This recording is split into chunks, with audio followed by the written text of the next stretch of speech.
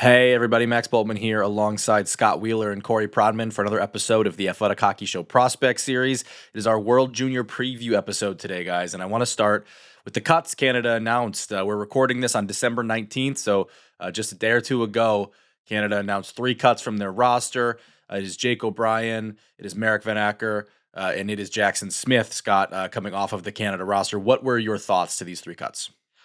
Not surprised. Those were the 3 cuts that I'd kind of highlighted in my camp takeaways piece. That was the day prior to the game that Corey was at in Kitchener with Sweden to open pre-tournament game, the pre-tournament schedule. But it felt like those 3 had to be standouts in that Kitchener game. And Corey can touch on the specifics of how they played. But neither of the 3 of them did that. I thought Vanacker was always going to be in tough just because he was a late ad. And then O'Brien, we've talked about on the show, as somebody who just maybe didn't have a natural role. They didn't view him as a bottom 6 penalty killer. They viewed him more as a PP2 guy than a PP1 guy. And that meant that at 5-on-5, he either had to play his way into being a 13th forward type who could play on their power play, or he had to be a true top 6 guy. And you looked at the top 6 centers, especially once they got Michael Misa, and even the top 6 wingers. And it was a crowded field pretty quickly here, especially with the way that they like the look of Brady Martin in that group. So no real surprise. Smith, not a surprise either for me. They brought 5 lefties and 4 righties to camp, so it always felt like it was going to more likely be a lefty than a righty who was going to be cut. And it quickly became clear that they viewed Ethan McKenzie and Cameron Reid and Kayshawn Aitchison differently than they viewed Jackson Smith. Corey, when you look at the players who did make this roster, what stands out to you? Is there it's the best roster in the tournament. There's no doubt about that. But is there any vulnerabilities here? Well, I mean, it's the clear favorite in the tournament. Very talented group overall. The defense group maybe not quite as gifted as the forward group, especially if they don't get Sam Dickinson, which I think is the kind of where things are trending right now. Although things can change by the minute. The forward group is going to be a point of minor debate with the cut of Jake O'Brien, in that I still think this bottom 6 has plenty of skill. As we're recording right now, the bottom 6 looks like Cole Beaudoin between Cole Reshny and Jet Lachenko, and Braden Coots in between Greentree and Sam O'Reilly. Reshny, Lachenko, Greentree, Coots all have plenty of skill in their game. Caleb Denoyer is the 13th forward. He's got plenty of skill. But I would say Jake O'Brien has more skill than all of those players. He's a much better power play option. He's a much better secondary scoring option. I think there were some concerns how he was going to play at even strength. A little bit of concerns with his pace. Yeah, I understood why he was on the bubble. I understood why he was cut. I just think when you look at this roster, and they're probably going to have Carter Bear either as the 13th or the healthy scratch. I think if one of their skill guys don't produce, I mean, Brady Martin hasn't had a productive year at all, despite his fantastic pre-tournament game against Sweden the other day. If he doesn't produce, if the third line with Reshny and Lachenko and Beaudoin don't produce, I probably would have brought a plan B, which is something this team in Canada has been criticized in the last couple of years, is they don't bring a plan B on the skill front in case their scoring dries up. I think last year was Carson Rakoff, and I'm not sure how great a plan B that was at times. So that's the one thing of this roster that might be a minor weakness, but overall, it's still a loaded roster. Like I said, even these quote unquote, bottom 6 checking guys I'm mentioning, they've got plenty of offense and can provide legit secondary scoring for this team. Canada has the clear best goaltending in this tournament. Carter George was excellent against Sweden. It's a good blue line. Like I said, it is a loaded team. If they don't win gold, it's an upset. To your point about O'Brien, it reminds me a little bit of the conversation we had about Team USA on our Olympic episode, right? Where it's like, yeah, you're cutting some of the most skilled guys, but you're not cutting them for pure, meat and potatoes grinding either, right? Reshny and Bear were 2 of the top scorers in all of Canada last season. Yep, I think that's perfectly fair. The issue is more that O'Brien's just having such a great year this year, right? Like, he's the best player on arguably the best team in the CHL right now, and neither Reshny's having a good year. North Dakota's not having a fantastic year. Bear's not having a fantastic year. Coots, I know, made the Canucks, but he's having a good year in the Western League. He's not lighting it up either. So, I think O'Brien is the most skilled player of that group, and I understood why they let him go. Those other guys can kill penalties. They can be a little bit more reliable at even strength, especially in the limited minute scenarios that they're probably going to play. But that was the decision they made, and that affects the roster composition. Yeah. Obviously, they had a pre-tournament game, Canada and Sweden, so we've had some look at how all these pieces fit together. Granted, it's pre-cuts, it's pre-Michael Misa getting added in. Before we get to the game, Scott, can you just kind of sum up the impact of adding Michael Misa to this roster? It's huge. I think one of the things that, if there was a worry about this roster sort of pre-Misa and what it might look like, I think one of the things is sort of highlighted by what Corey just said. Almost all of those players that he mentioned are natural centers, but it didn't feel like they had a true sort of top six center group. Like their returnees are Cole Baudouin and Jet Luchenko, who they've now moved to the wing. Brady Martin was never going to be a center for them at this event. They've always played Brady Martin on the wing. Cole Reshny and Braden Coots were their top two centers at this spring's U18 Worlds, but are 18-year-olds, and you don't know whether you want them playing top six at this event. Michael Hage, there's questions about center versus wing. So Misa just gives them that natural center. And oddly enough, Misa hasn't actually played a ton of center for Hockey Canada in the past either. They've used Michael Misa on the wing in the past. But now, coming off of CHL sort of, or OHL player of most outstanding player, and the season that he had a year ago, he just looks like that guy. Like he looks like the typical 1C that you'd want in this tournament. And without Berkeley Catton, who's still dealing with a wrist injury, and he is back skating after blocking a shot, but he's still wearing a red non-contact jersey with the Kraken. And without Catton, they just needed that sort of true 1C, and he gives them that. Like he gives them someone who they can roll out against James Hagens or Anton Frundell, or had Consta Helenius been lent to Finland. Like he just would have given them that sort of top dog. He is still looking for his standout performance, though, internationally. His U17s and his Holinka, he was at underage at both of those, but he was just fine. He wasn't great at either of those events. His CHL NTDP games last season, he was good. He wasn't fantastic I thought he was there good. either. Yeah, he was good. He wasn't like a standout, though. He didn't do what Schaefer did or anything close to that. And then in the summer showcase, I think he was just okay, fine. Like, yeah, he has lacked, I think, in his career, a defining moment where on a big stage he has just completely taken over. And we'll see whether this winter is that moment for Michael Misa. Even the Memorial Cup, like he was used, they had him as their 3C for most of that Memorial Cup run. What stood out to you, Corey, in the first of the Sweden candidates? By the time everyone hears this, there will have been a second, so we apologize if we're missing something out of that game. But from the first time you saw these teams, granted there was no Michael Misa, what were your big takeaways? Or Porter Martone or DJ Ginla, but the line with Michael Hage in between Gavin McKenna and Brady Martin was clearly the best line, even strength in that game. And McKenna, was played very well. He got made two very nice assists. Looked very comfortable, and Michael Hage was driving play, much like he's done in college. But what was really notable was the play of Brady Martin. I thought he was the best player in that game, and it's notable coming off a really so-so start for him to his OHL season, where he hasn't been productive at all. And to see him be consistently involved in the offense at even strength, to go with this physicality, was a real good thing to see out of Martin. He's currently slated to be in the top 9, maybe even the top 6 to start the tournament for Canada.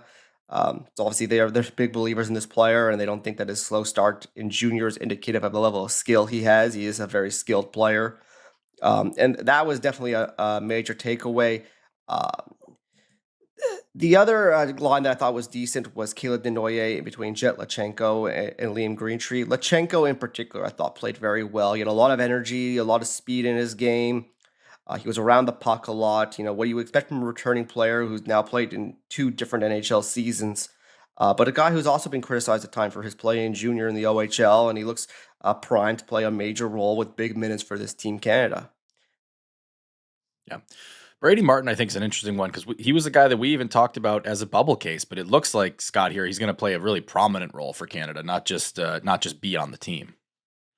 Yeah, he's going to be a regular at even strength. He's going to penalty kill for this team. I thought in the red-white scrimmages in camp in Niagara that he was their most the whole penalty killer, breaking up plays, creating breakaways, being disruptive, finishing checks even against his own teammates, which is kind of a part of his identity. Like there's just no off switch. And Hockey Canada has always been drawn to that player, and they've rarely had a player of that identity who also has legit high-end skill. Like as Corey alluded to, he can beat guys one-on-one. He might score a highlight reel goal or two in this tournament. He's going to be a very important player. He's likely going to get a look on PP2 as well as PK. So you could see him in all situations. I think he's an identity piece. The one thing you always worry about with Brady is that sort of fine line at IHF events. He's so physical. He had, I don't know, we were all in Texas in the spring, but he must have had a dozen like checks that you could just hear in the rink. And he avoided a suspension at U18 Worlds, but anything to the head and that kind of a thing can cost you in this tournament with a 5-minute major. And that's the only thing with Brady that they'll have to sort of harp on him for, is just early in games. I know he wants to set the tone. Keishon Aitchison, same thing. Cole Baudouin, same thing. Those guys are just going to have to walk that line with IHF officiating. Otherwise, I think all three of those players are going to be huge parts of the identity of this team. I understood why Canada cut Jackson Smith. He struggled at times with the puck in that game against Sweden. His season at Penn State kind of been up and down so far.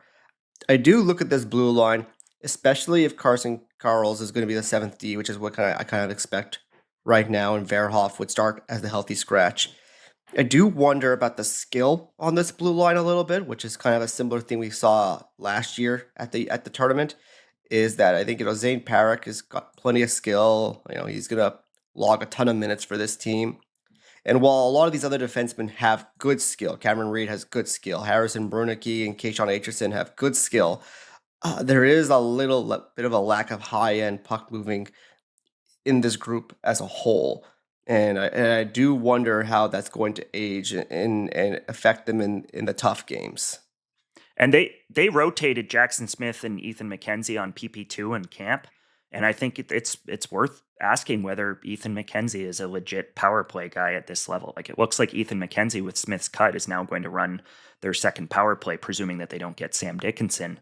Now maybe maybe Zane's one of those guys who's just out there with both units and plays the majority of the 2 minutes, but they're a Perek, like they were last year with Schaefer's injury. They're a Perek injury away from having some power play questions in terms of the utility of some of their defensemen.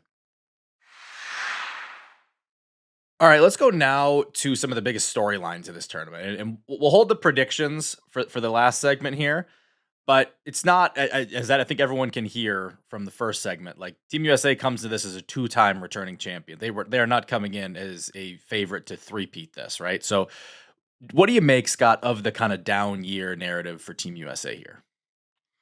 Well, I think it's fair just because of the glitz and the shine that the last 2 teams had.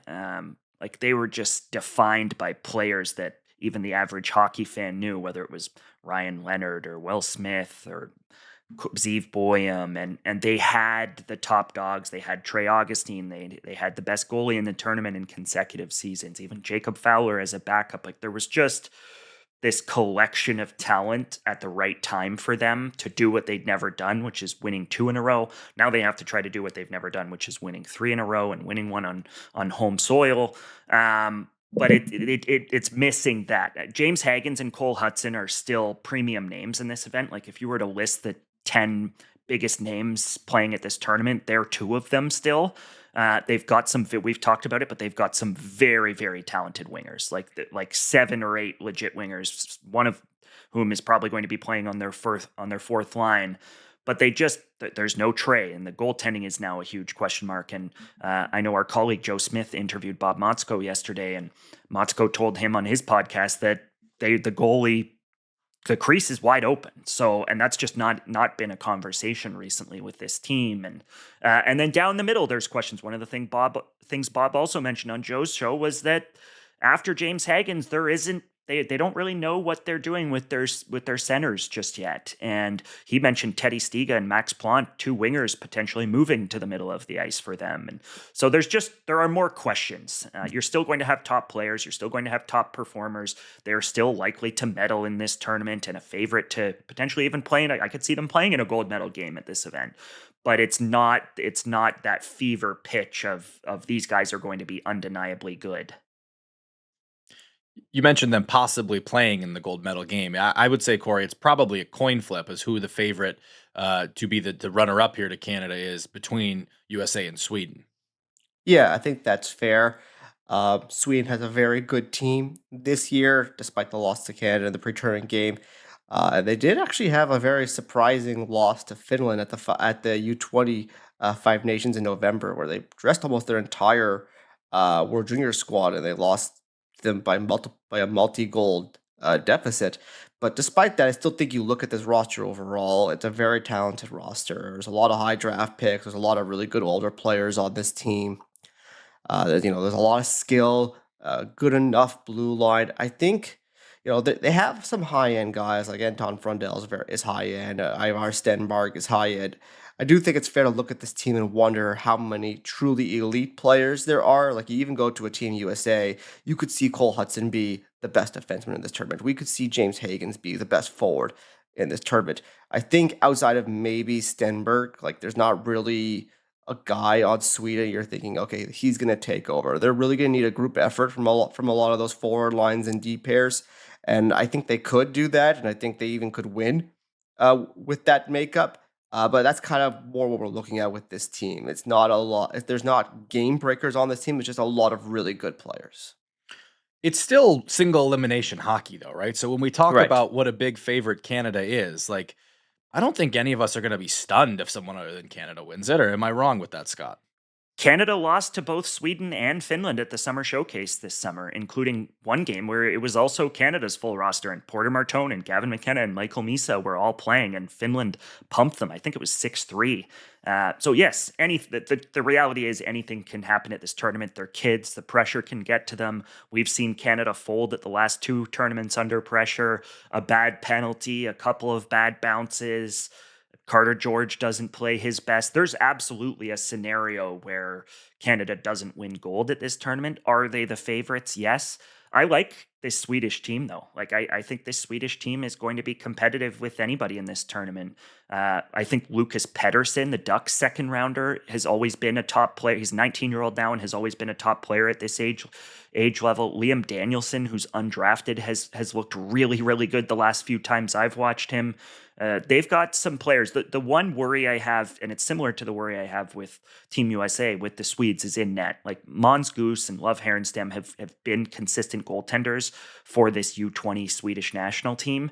They aren't steal a game goaltenders. Like they aren't. It might be Michael Herman Harab. Leaf as the starting goalie also. Yes.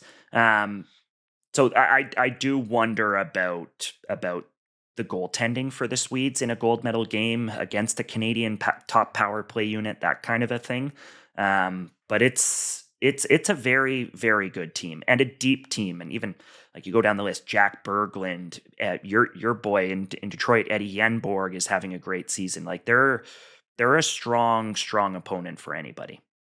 I talked to Max Plant recently. I called him for kind of like a mid-season story, and I was asking about the World Juniors, Corey, and I asked him about kind of the perception that the two-time defending champs on home ice are kind of underdogs, and he pushed back a little bit on this and was like, like his age group has had a lot of international success. Now, granted, they did lose their U18 gold medal game in a rather heartbreaking way, but if it's not for a late penalty there, he kind of has a point. They probably win that game too. Yeah, things change a little bit in 2 years. The U20s are not the U18s. The way players mature are a little different. I mean, you look at how some of these players that were the premier guys on Team USA have done in college.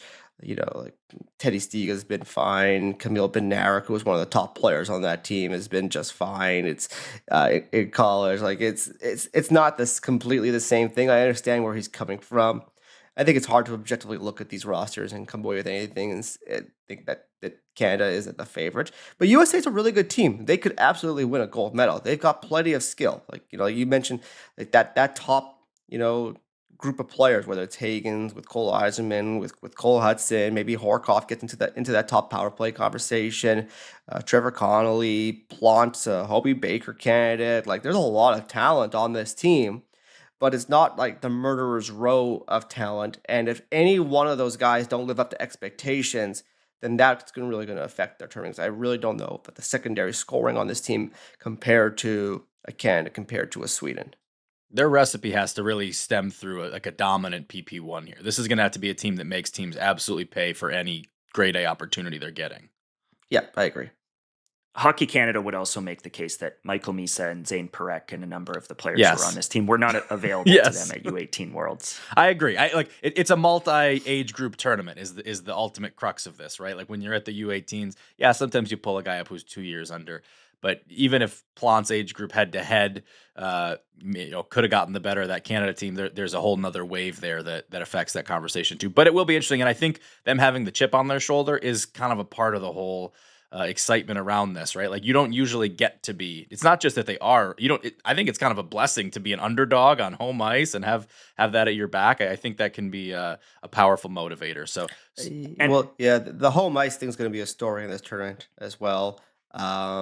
The early kind of rumors coming out of just people I'm talking to who are either part of the organizing or trying to get tickets for this thing is that it seems to be rather easy to get tickets right now. So I don't know if the home ice variable is going to be as significant as it has been in past years. I took a peek at USA Sweden on New Year's Eve on Ticketmaster the other day, and I was pretty surprised by how many empty seats in the lower bowl there were. And it looks like the upper bowl, they're going to have the sides sold, but it doesn't even look like they've opened the upper bowl seats at either end. So I don't even think they're trying to sell out for New Year's Eve, which is not what you would expect for this tournament typically, not just in Canada. Everybody always talks about Canada, but those games are sold out when it's in Europe. It's a little bit of a factor, though, Corey. Like for the U.S., their last tournament was in Buffalo, and I don't think that one had a rousing attendance success either, from my recollection. Like, is this a situation where what do they need to show to get another, to feel good about getting another one? I'm not saying the U.S. will never get another one if they don't sell it, but I think they're kind of blaming the fact that Canadians are not coming over to the U.S. as frequently as they have in the past, and you can. That's a political conversation we don't need to have right now, whether you buy that or not as legitimate. I do think it's not as easy for Canadians to get to Minnesota as it is for them to get to Buffalo. It's not exactly on the border, even if it's close to the border. I do think that if this is I don't think it has to be like a rousing success. It doesn't have to be sold out buildings and like this incredible atmosphere. I think people understand that the junior hockey is not the same thing in the United States as it is in Canada. But if it's an embarrassment again, like Buffalo was, like if it's like if it just like optically looks terrible the entire tournament, especially into the medal rounds in the important games, I think you're looking at a scenario where USA will be very hard pressed to get another one of these tournaments anytime soon. All right, let's take a quick break right there. We'll come back with our predictions. All right, we are back. And before we get to the predictions, I did want to get your guys' thoughts. We talked about it a couple episodes ago, but one of the big storylines in this year's tournament is that we have a really robust draft-eligible 2026 draft crop at this year's World Juniors. Corey touched on it a little bit with Verhoff and with Karls, but obviously Stenberg being a top player for Sweden. This is going to be McKenna, one of the top players, should be one of the top players in the tournament. It's a loaded class, Scott, for draft watchers. Yeah, from a pure, like if you're an NHL amateur scout, the interest you would have in this tournament is significantly higher than in the last few. And part of that is driven by intrigue at number one and people wanting to see Stenberg and that side of it. But take Verhoff and Stenberg and McKenna out of it. Typically, Canada and the US and USA might bring one, maybe two draft eligibles to this tournament. This year, Canada's obviously bringing three. You've got, even on the Swedes, you've got William Hawkinson, who's going to be a first rounder, and Viggo Bjork, who's depending on who you talk to, is going to be a first rounder. You've got Albert Smits with Latvia, who looks like he's going to be a top 10 pick now, and Adam Novotny with the Czechs. And it's just, you've got two kids in Oliver Suvanto and Juho Pipparainen with Finland. It's a very compelling group. The Latvians, even beyond Smits, have a couple of players, including a 6'7" kid named Robert Naudens, who's a 2027 draft eligible, but scouts are interested to see at this level again. And there's a collection of talent here. Chase Reed, if he makes Team USA, you could have really the bulk of the top 10, I don't know, half of the first round. Like there's no shortage of 2026 talent to get into. And if you get a Canada-Sweden, you're going to get two pre-tournament games. But if you get a Canada-Sweden game when it matters most, and seeing Stenberg and McKenna on that stage, I think that'll be one of the stories of the tournament. We don't talk a lot about Switzerland typically on this show, or the Swiss prospects, but in their first pre-tournament game, 27 eligible Jonah Neuschwander played 20 minutes for them. Yeah. He's a top prospect for not this year's draft, but the following year's draft, and he's gonna be a guy to keep an eye on as well. But I think Scott went through a lot of the other players. I thought Hawkinson held his own against Canada. Like, for a guy who's a draft eligible defenseman, he defended quite well against Canada, and I think he's going to be. I wasn't sure how big a role he was going to have on this team, but I think he's going to play regular minutes for them on the back end.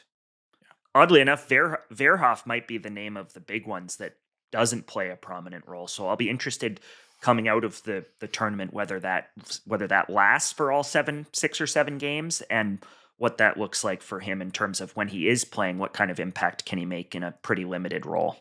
That kind of reminds me a little bit. Go back to like into the 2010 draft with Taylor Hall and Tyler Seguin. Seguin was the final cut from Team Canada. Taylor Hall makes the team as a late berth. Seguin was a regular berth, and Hall goes on to have a great tournament. That kind of, I think, affected the perception of the whole Taylor-Tyler argument at that time. Yeah, I think unless there's an injury, I think Verhoff's going to be tough to make this team.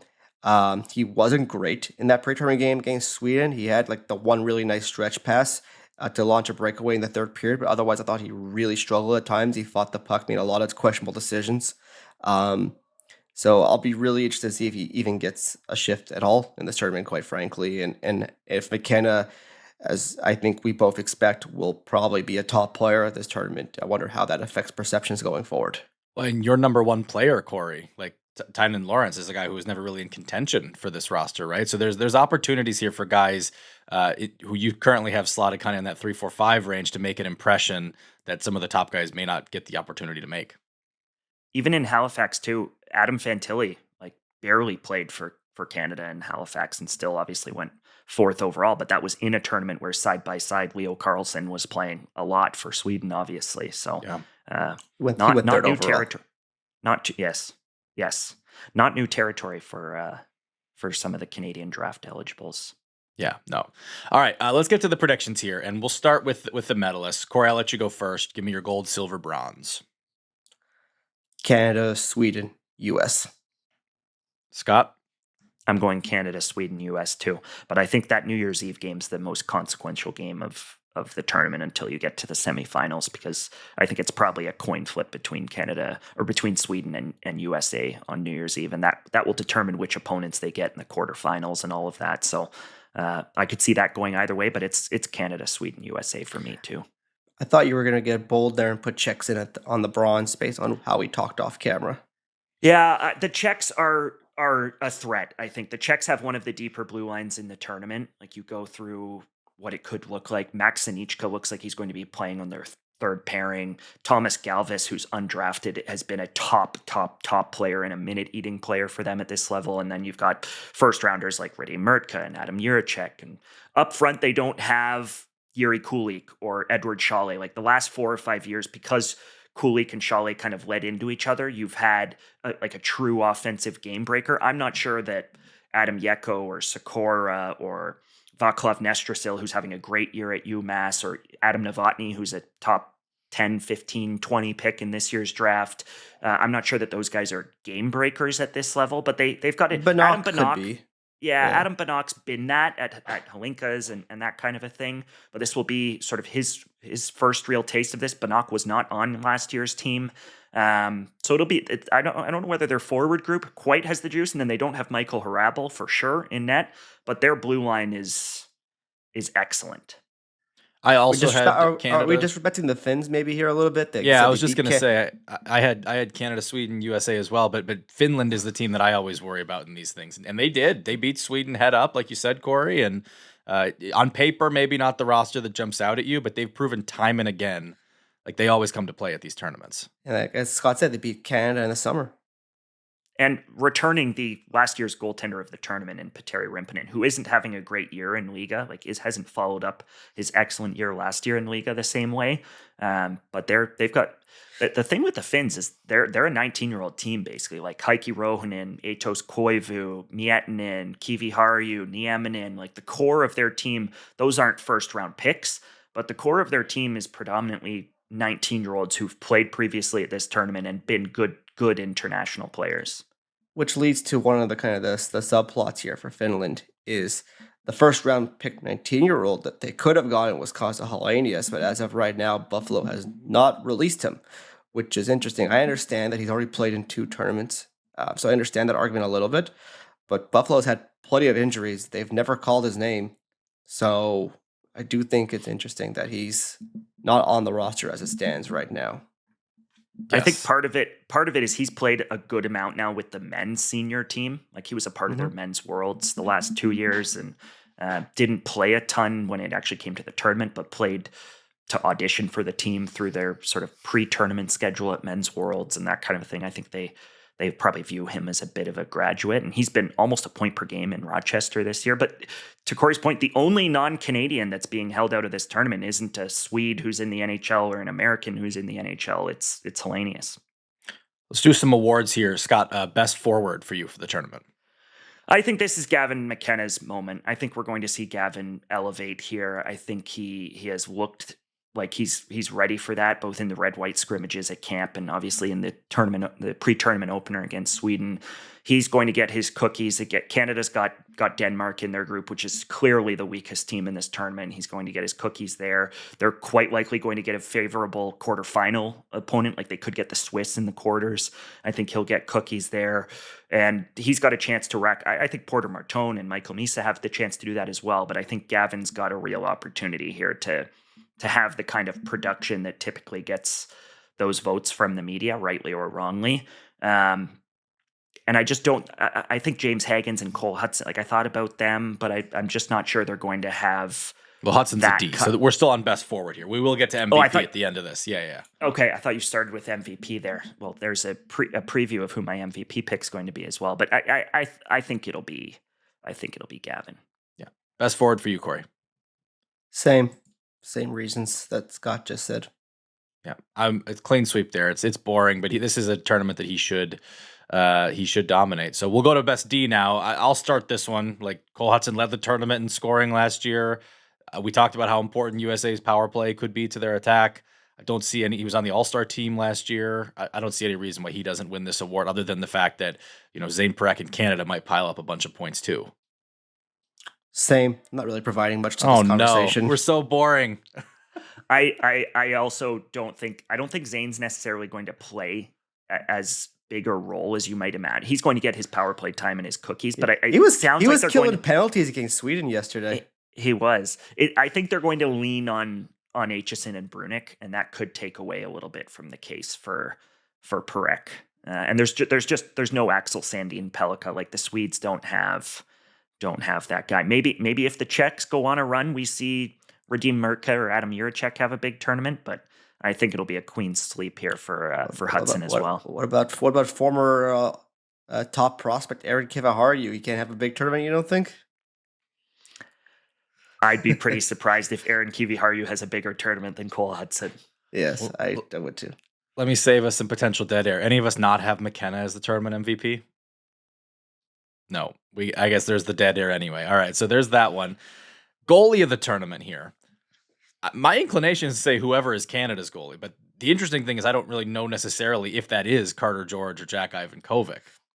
George was really good against Sweden. I guess he's the opening day guy, but I think Ivan Kovic deserves as much an opportunity there. I think Ravensburg is probably the best goalie of the three, but I understand that's not how they view it at this current stage. But yeah, it's probably George. I'm going George. Oh, we clean sweep our predictions. First time we've ever had that. So this is what happens. Chris Peters calls in sick, and the whole show falls apart because we have no more intellectual diversity on the panel. So Chris Peters has actually, I think Scott can attest to this. He gets sick every World Juniors, like at the tournament. So I'm actually happy that he's getting this out of the way right now, just so he can't just spread his virus all through the press box during the tournament. I love that that's not for his benefit. It's not, we don't want our friend to be miserable at the World Juniors.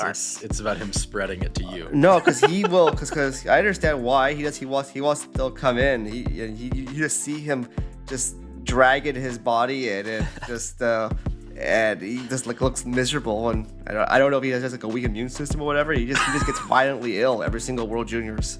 His body has a routine. I get sick quarterly. It's almost like clockwork. Every 3 months I will get a cold. So I guess that's something CP and I have in common. That is going to do it for us today. Thanks for listening to this episode of the Athletic Hockey Show Prospect Series. Stay tuned for more on the World Juniors. Obviously, we'll have more for you as the tournament progresses. We'll talk to you soon. Thanks for watching. Make sure to like and subscribe and ring the bell to stay informed and catch new episodes every Monday, Wednesday, Thursday, and Friday. And in the meantime, you can join our Discord community. We'll see you there.